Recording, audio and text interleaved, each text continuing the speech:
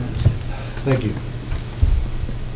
I'd like to go ahead and call the February 2nd, 2016 Board of Aldermen meeting to session. If you would please rise for the Pledge of Allegiance. Pledge allegiance to the flag of the United States of America and to the republic for which it stands, one nation, under God, indivisible, with liberty and justice for all.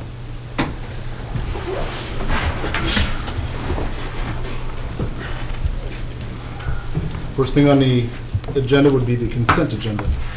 First item is the minutes from the strategic planning meeting on January 17th, 2016, the regular meeting minutes from January 19th, 2016, the annual economic development report, and the monthly finance report. I entertain a motion to approve the consent agenda items. So moved. Second. Motion made by Alderman Deloy, seconded by Alderman Dreyer. If we could have a roll call vote, please. Alderman Dreyer? Yes. Alderman Holly? Yes. Alderperson Casterly? Yes. Alderman Ock? Yes. Alderman Deloy. Yes. Motion carries 5-0. Next item on the agenda will be hearing from the public. We ask that if you have something to say, please step up to the podium. We ask that you keep it at a maximum of 5 minutes, and please state who you are and the discussion topic. Right, not seeing any, we'll move on to the next item on the agenda, which is hearing from the Board of Aldermen. Actually, we have something. I would like to address an ordinance that we have on the books, and I think we recently were given notice of this ordinance, and it is ordinance 425090-7.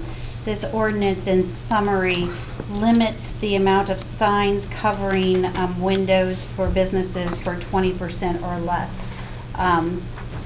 It seems to be an outdated ordinance, and I would like the board to consider putting a moratorium in place on this ordinance until we have time to review the wording of the ordinance and whether or not it needs to be changed.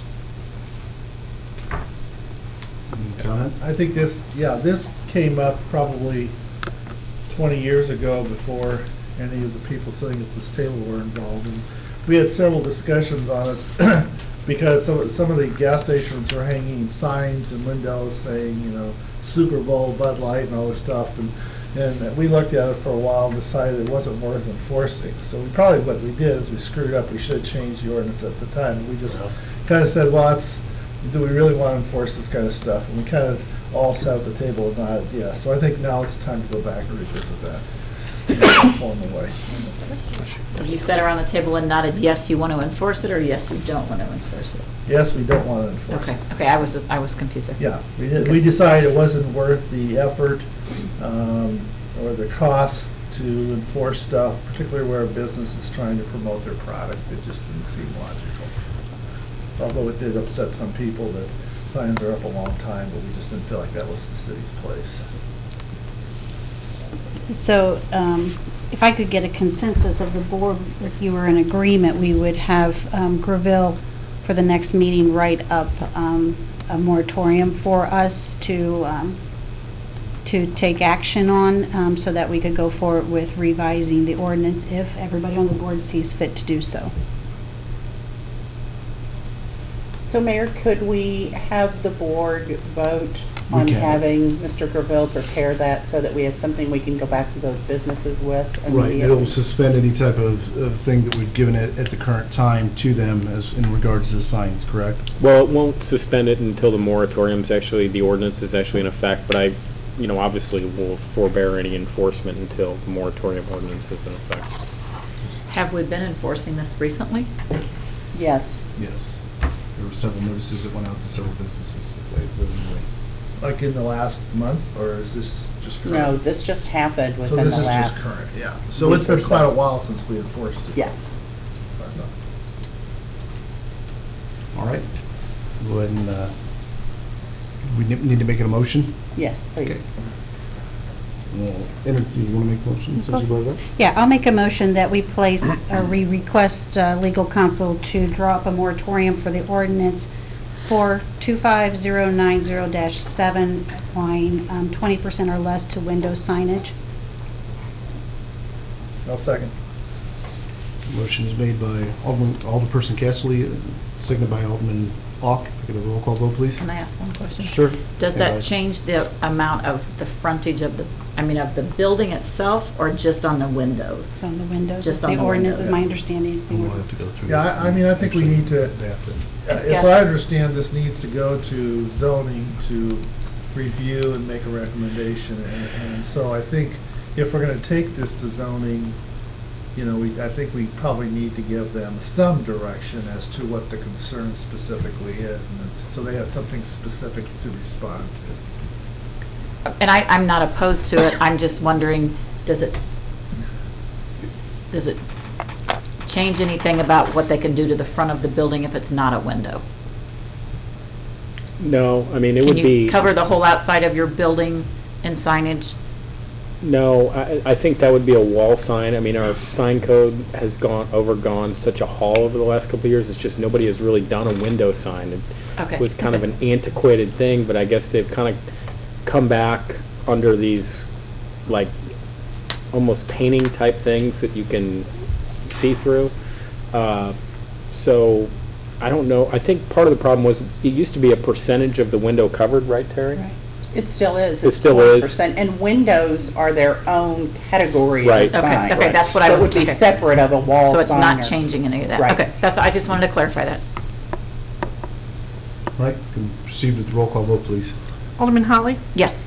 Alderperson Casterly? Yes. Alderman Ock? Yes. Alderman Deloy, Yes. Alderman Dreyer? Yes. Motion carries 5-0. Are there any other comments from the board? Not seeing any, we move on to the next item, would be mayor comments. I'm going to touch briefly on it because I believe we had a meeting here lately. I just want the public to know toll roads are not out of the question still, and we have pretty much less than a year to really put up a good fight on this. I think it's a major deal for us. Don't kid yourselves if you think it's not. It is. It's a major important issue for us. It could choke the life out of us in this town, just for where they're placing it and what they could do for any type of business or industry that wants to come to our town, let alone homeowners that want to buy here. So I think educating yourself on it would be the best thing. I can provide information if it's needed, but I think people need to be aware of it and start contacting their state representative and their senators and let them know how much they are against it. So, moving on to the next item. Be the, we don't have any items removed from the consent agenda. Introduction of Dolores Rose. Dolores, would you stand for us, please? This is Dolores Rose. She's our new communications specialist. She is the one who is eagerly awaiting all of your articles for the first newsletter that she is eagerly working on right now at a very fast pace because we're on a short window to get that to the printer and get it out. And we welcome Dolores. She's already done a fabulous job getting our newsletter started, so. When Nice to have you are on. these eagerly due newsletters due for us whose mind is slipped on the date, the due date? I'm sorry, what do the The due- new? when is the due date? When do you need our articles? Yes. February 12th is the last day, but I sent in the email that we probably need them as soon as possible, because if I get dumped on all at once, that means I'm going to be working overtime, or we're going to be holding up printer presses, and that'll be expensive. So, As soon as possible. as soon as possible. And Alderman Deloy has already submitted his, so you all are under pressure to keep After up. that gold star. You got But you it. didn't get it, because I submitted mine early before. Oh, yeah, I never yeah, got any yeah. gold star, I'm sure you never did. got any cookies, Oh. no food, no recognition. Welcome, New year. Dolores. Thanks. Thank you. Stop by my desk, there's cookies there. Right. Okay. If I get your article. I like that. Bribery always works. Next item would be the introduction of Ryan Shattuck for meter reader. Ryan, once again, board, mayor, that's Ryan Chadwick, meter reader. He started, already at work. Welcome aboard. Welcome. Good to have you, Ryan. Thank you. Next item on the agenda would be the discussion topic, and the discussion for this session would be allowing fireworks within the city. Open it up. Yeah, I think I brought this up a while back. My daughter was doing a ride-along with one of the officers this past 4th of July, and her observation was this is a lot of work to accomplish what? She just felt like it was a lot of wasted time because you're really chasing noise. And her thought was, why are we doing this? And so I think I brought that up several months ago. That was her perspective from being in a car with an officer.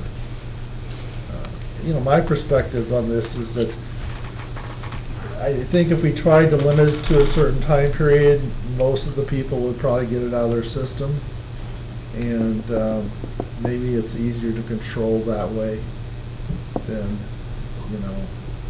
the chasing around that goes on sometimes. I know behind our home there was a significant amount of fireworks, and every time I saw a patrol car come by, it was quiet. So it was almost like they had a little GPS system tracking where the police were. So, it didn't really accomplish anything. But I think if we have an open period, people hopefully will shoot the fireworks off and it'll be over with at a reasonable time. I am probably the least in favor of fireworks in the city. I think it's hazardous. I think it's dangerous. I think you're opening up property damage. However, I do understand it still goes on. We do have 2 letters that the chief has provided us from officers and sergeant discussing their point of view, which their point is based on the same as what Gary has talked about, that it is basically just chasing nothing. However, I would like to limit this time period if we do it from dusk to say 10 o'clock and then make sure the community knows enforcement time at 10. Because I don't want people to think this is an all-night event. I'm completely supportive, Karen, of what you're saying. I'm concerned about the safety aspect. I understand how this is a difficult situation for the police officers, but how will it be any easier if we say you quit at 10? That doesn't make it any easier on the officers at 10 o'clock to now. I think hopefully what we're thinking is go ahead and blast them for 3 hours and get it. There's only so many they can possibly buy. My kids got them for 3-4 years stockpile. So they can buy more. I hate putting you on the spot, but roundabouts, how much do you think we run? How many calls? Yeah, 4th of July. Well, officially, probably 20 calls, a night over the radio, but each call ends up being several other stops along the way. Because once we stop to tell one guy, hey, you got to stop, then he's like, well, how about that guy and that guy and that guy? And we end up, with 5 contacts from one call. Right. I think, if I may comment here. By all means, please. My take on this, and then talking to the lieutenant and the sergeants that are involved is, if we kind of take a zero tolerance stance prior to the window, the days before and the hours before the window and the days and hours after the window, zero tolerance. You're using fireworks, you're getting a ticket, and then we're taking their stuff, and it'll be evidence. That's what I'd like to see. I think that sends a strong message that, look, the board has offered you the opportunity to do this. Do it now. They're going to do it anyway on the 4th. I get the safety thing, the fire department gets the safety thing, but the reality is they're going to do it anyway. And, we only have so much manpower that's stretched thin. We always have the fireworks up at the fairgrounds, so we've always got at least 2 of our officers assigned up there for traffic control at the end of the evening. It's just, it really is very difficult for us to track them down on the 4th of July. And like your daughter experienced, it's basically, us running around and chasing our tails for 3 or 4 hours. Is this something that if we agree to do it, we can revisit after the fact? Well, and I think that's the right way to handle it. I looked up Wentzville's after you asked earlier, and their ordinance is 5 to 10. And, basically, they had a provision where they were going to review it after the fact to see if it was effective. And I think that is absolutely the way that we should address this. Well, and I think it needs to be also a safety issue from what we're speaking. I get the fireworks safety issue, but it's also a safety issue when we have officers that are responding to fireworks calls, not stopping the people that are driving drunk and doing other things because they're, in the meantime, going to address a fireworks issue. And I think that's a major safety issue on our roadways. We're stretched thin when this happens. And I mean, we're very thin because we're Absolutely. running in every which direction inside the city limits.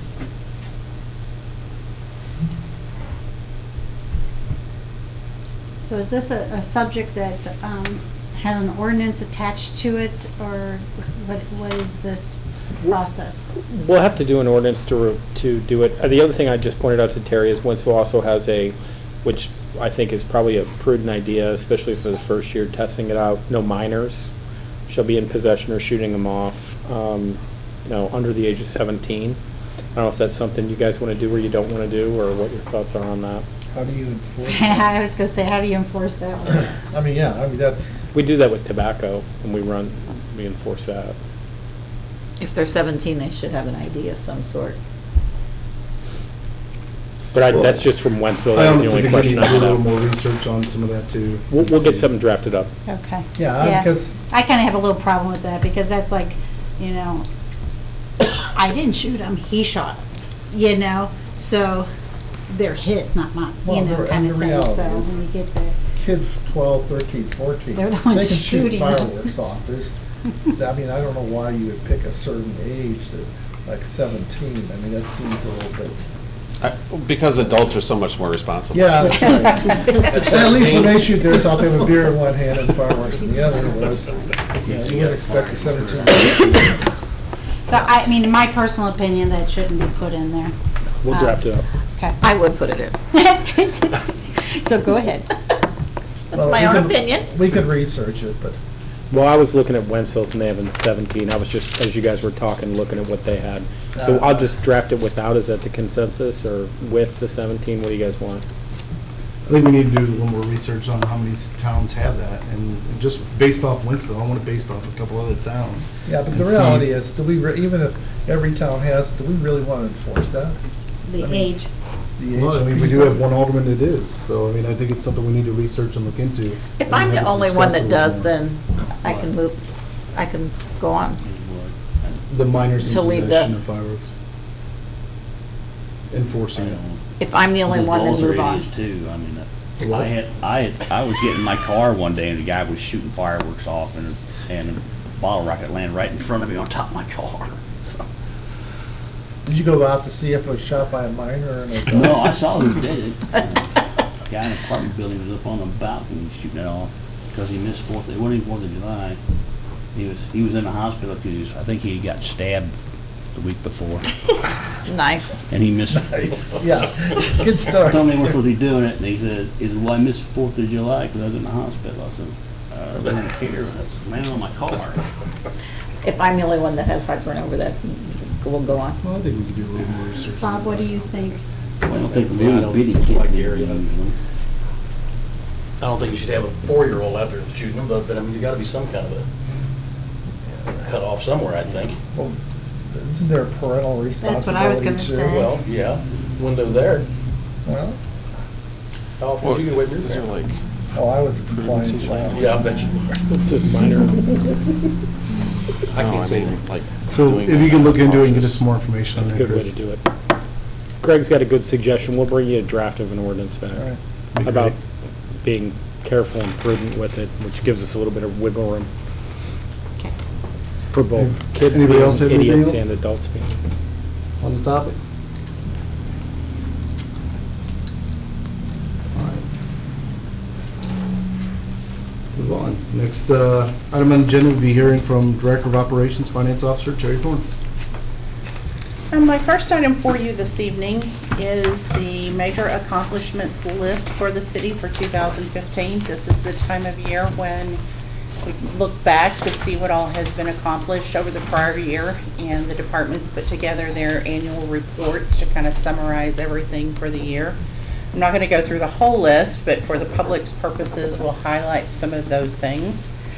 We initiated the update of the comprehensive plan, which is well underway at this point and will hopefully be finalized sometime in 2016 and adopted by the city. We hired a firm to redesign the city website, which is well underway. The last prediction we had is that that will be rolled out to the public in May of this year. We established the loggers retirement system for our employees, which they very much are appreciative of and welcomed. We contracted for a feasibility study for the possibility of an additional I-70 interchange. In fact, the draft of that report will be presented to you at a work session prior to our next meeting. We obtained a lot on Veterans Memorial Parkway for future city signage. We also purchased land where the new pool, a possible extension to Warrior Avenue, and a new recreation area will reside. We brought back a fall festival event similar to the old Catch the Glow. Finalized the sewer improvement plan and obtained 95% of the easements necessary to run the new sewer interceptor from the south side of the city to the north to the treatment plant. Implemented utility billing customers' ability to receive bills by email and the ability to produce ACH for payments.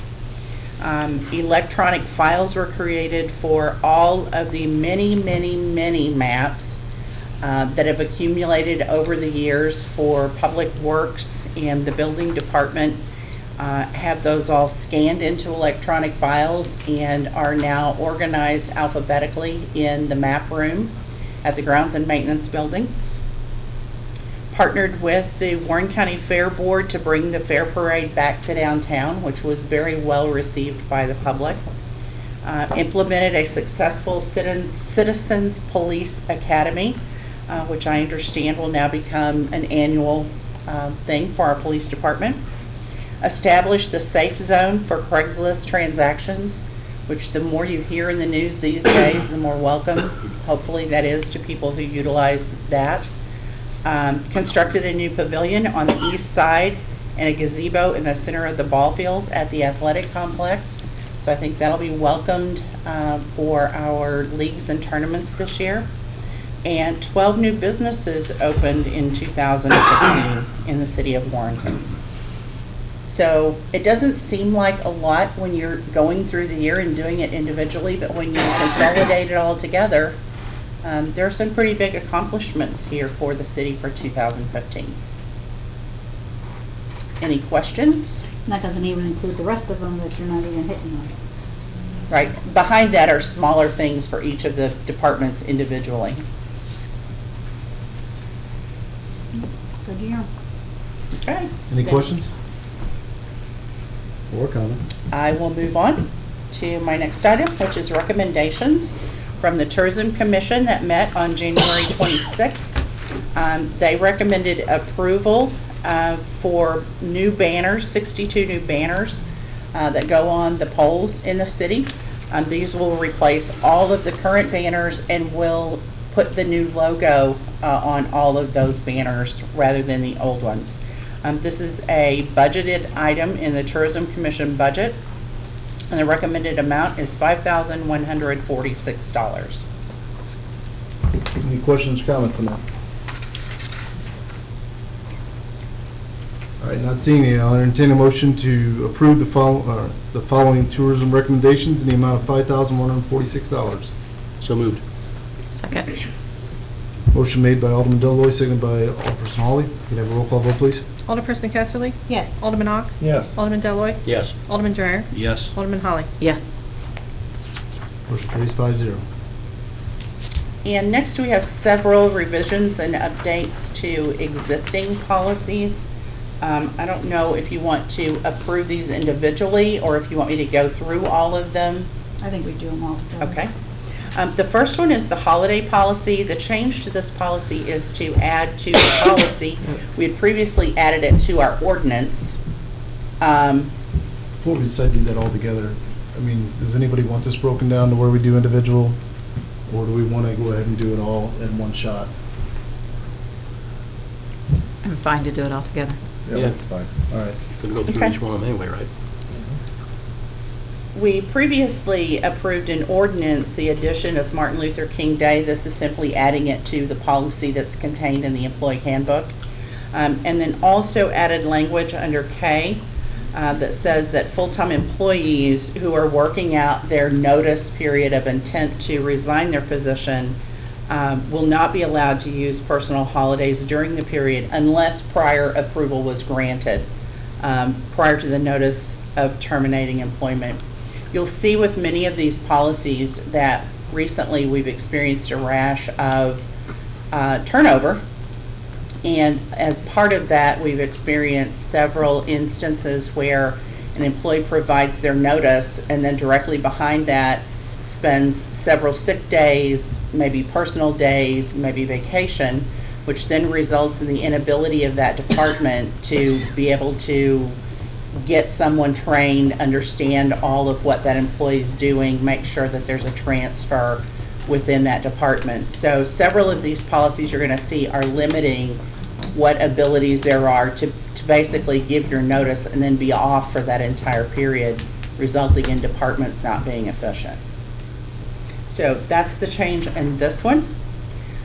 Next you have sick leave policy. This is the same situation under B, limits the sick time request during the resignation period to require a written excuse from a physician unless it was some type of pre-approved sick time prior to the resignation notice. The next one is vacation leave policy. Again, this is the same situation, full-time employees who have provided their notice of intent to resign. Once that notice has been accepted, will not be allowed to use vacation time. Any approval that was granted prior to the notification, the department head would have the choice of rescinding that once the notification's given, if it puts the department in a bad situation to be able to fulfill their responsibilities. Next, we have a uniforms policy. In the uniforms policy, under the boot allowance, we've added the language, if an employee terminates employment within 6 months following reimbursement, deduction will be taken from the final check for the cost of the $50 boot allowance. We came to the realization with this that there was an instance, at least one instance, in which we had just paid a boot allowance and then an employee terminated their employment. So this would allow us the ability then to recoup those funds from that employee.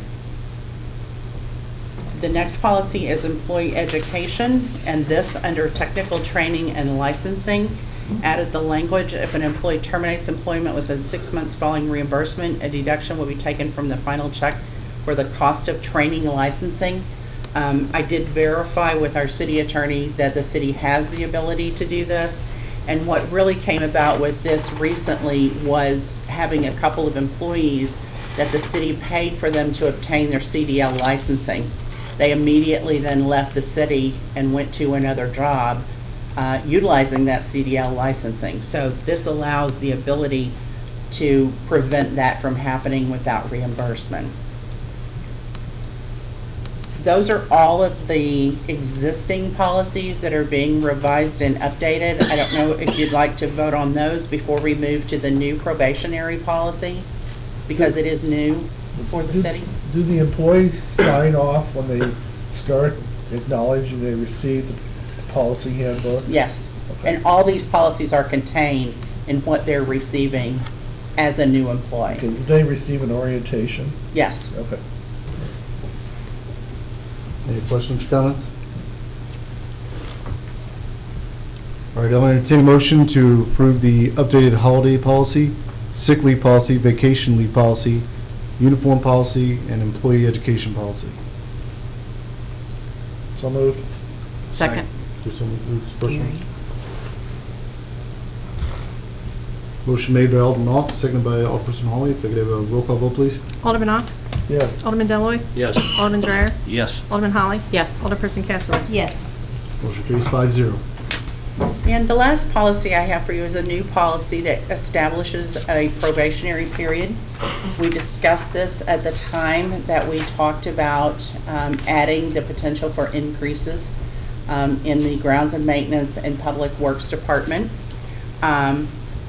This policy gives the new employee the opportunity to demonstrate their ability to achieve a satisfactory level of performance in their new position and determine whether the position meets their expectations as well as if they're meeting the department's expectations in the city.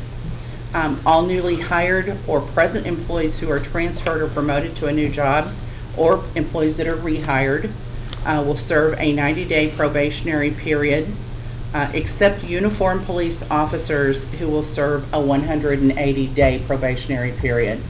This is something that the chief and I talked about, and he feels like because the type of job that they're doing, that period should be longer for the uniformed police officers.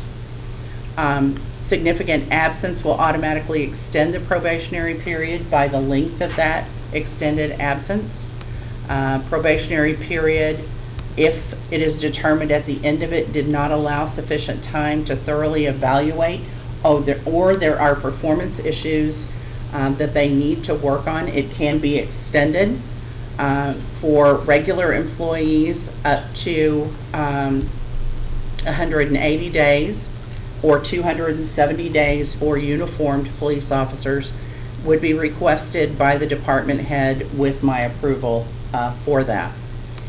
The employees, once completing their probationary period into regular employment, at that time, if there have been established pay increases that are available for certain employees in certain positions, they would be eligible then at the recommendation of that department head for those pay increases.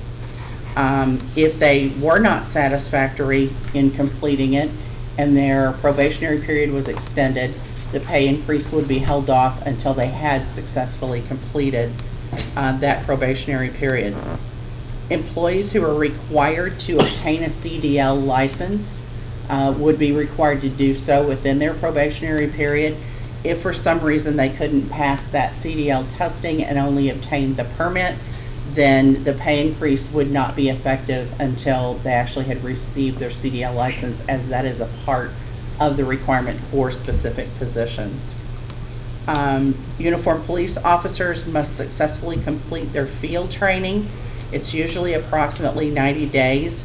There are instances where police command staff shorten that because they come to us with previous experience, so the full realm of field training is not required. They would be eligible for pay increases that are established for after probationary period upon successful completion of their field training. So what that really means in that instance is even though they have a longer probationary period, their pay increases they would be eligible for upon the end of field training rather than the end of the probationary period. It doesn't affect the status of the new employee to be eligible for health benefits or sick leave benefits, any of those other things that are available for employees from the time that they're hired. A performance evaluation would be required to be completed at the end of the probationary period, and a recommendation for continued employment, dismissal, or extension of the probationary period would accompany that. So at that time, either they would become a regular employee, they would be determined not to be satisfactory for the position, or they could have their probationary period extended in order to allow them to successfully complete whatever those situations were that were not up to par. Any questions or comments? All right, I'll entertain a motion to approve the following probationary period policy. So moved. Second. Motion made by Alderperson Holly, seconded by Alderman Dreyer. Roll call vote, please. Alderman Deloy, Yes. Alderman Dreyer, Yes. Alderman Holly, Yes. Alderperson Casterly. Yes. Alderman Ock. Yes.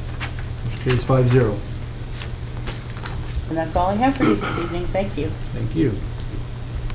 Next item on the agenda would be hearing from Finance Manager Gabrielle Crew. The first item I have is the accounts payable.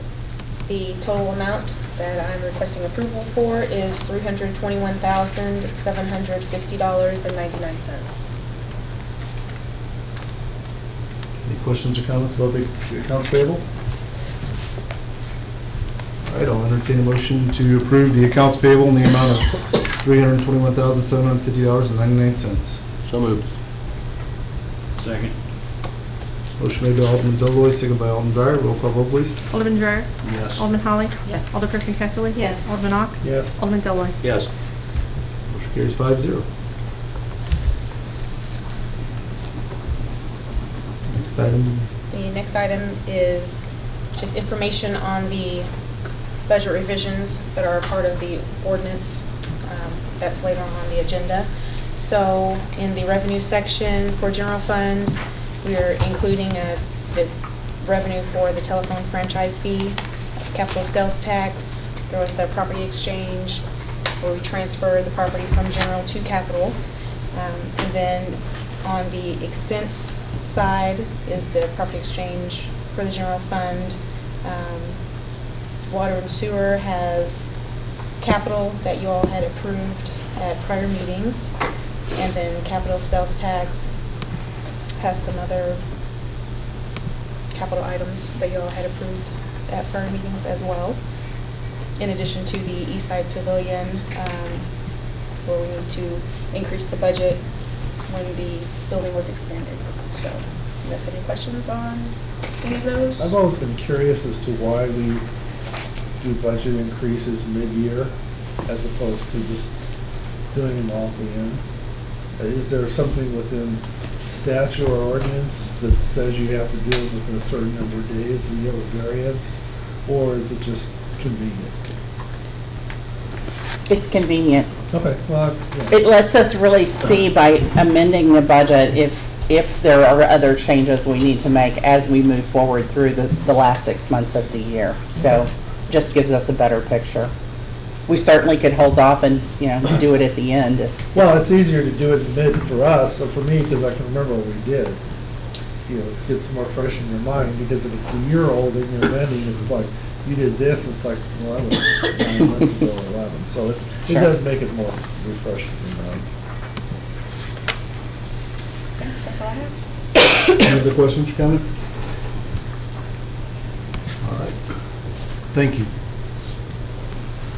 Next on the agenda with bills to ordinance. Call for the, Go ahead. call for the first reading of bill number 05-16. Second. Motion made by Alderperson Casterly, seconded by Alderman Deloy. An ordinance amending the budget of the city of Warrenton, Missouri for fiscal year 2015-2016. Entertain a motion for the second reading and passage of bill number 50-15. So moved. Second. Motion made by Alderperson Casterly, seconded by Alderman Deloy. An ordinance amending the budget of the city of Warrenton, Missouri for fiscal year 2015-2016. Roll call vote. Alderman Holly, Yes. Alderperson Casterly. Yes. Alderman Ock, Yes. Alderman Deloy, Yes. Alderman Dreyer. Yes. Motion carries 5-0. Mayor, do you recognize our Boy Scout in the background? We can. Having made it through the whole meeting, still awake. Yes. How you guys doing? I'd like to make mention of, we have some fine young men back here in the back. Why don't you guys stand up for a minute? You guys doing a project? Citizen community, excellent. Well, I appreciate you guys sitting through the whole meeting. Sometimes, as you notice, not a lot of adults do that, so I appreciate you making it all the way through it. And thank you for what you guys do and know how you do it. So, Thank you. do you have any questions for us? All right.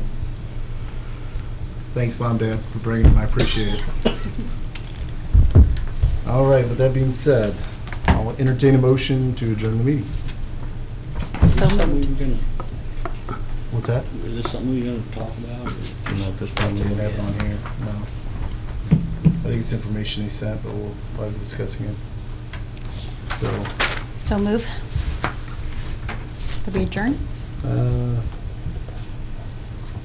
all those in favor? Aye. Aye. We are adjourned.